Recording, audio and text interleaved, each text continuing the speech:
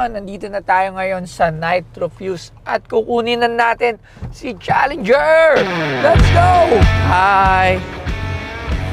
So ayan oh, bago na yung muffler oh. Sir! No. Ha? Pag narinig mo. Sir! Pag narinig mo. Nasisa pang boss. Ito na, subukan na natin. Ayan, sige, tara. So, tignan nyo naman, bagong muffler na yung kinabit. So, tignan natin. So yun, sir. So, bago ko i-sound check, gusto ko muna matanong ano ba yung ginawa dito sa aking YT. Okay, yung una, yung pinalitan natin yung existing exhaust ng mas malaking diameter sir na pipes. Tapos, naglagay ako ng, kasi US yung kotse dapat US brand yung components niya. So, nilagyan ko ng Borla Attack. Tapos, ginawa namin H-pipe para mas lumabas yung rumble. So, Kinat-delete na rin namin. tingnan natin. Testing na natin. Pakinggan na natin, boss. Tingnan nga natin. Ahem.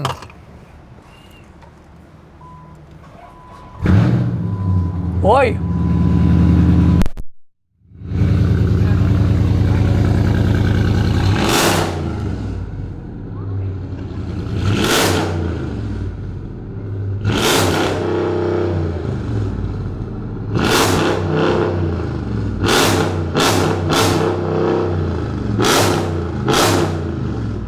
Wow, grabe naman. Sa Nitro Fuse lang yan. So, dati kasi, iba nakalagay dito. So, ngayon, Nitro Fuse na. Sige.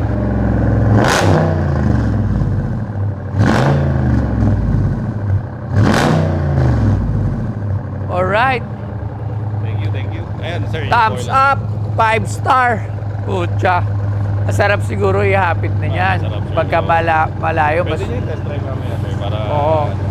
Sige, test drive natin yan. So maraming salamat, sir. Thank you. Siyempre, sa Nitro Fuse, nagpapasalamat ako ng sobra dito sa ginawa natin dito sa aking Challenger.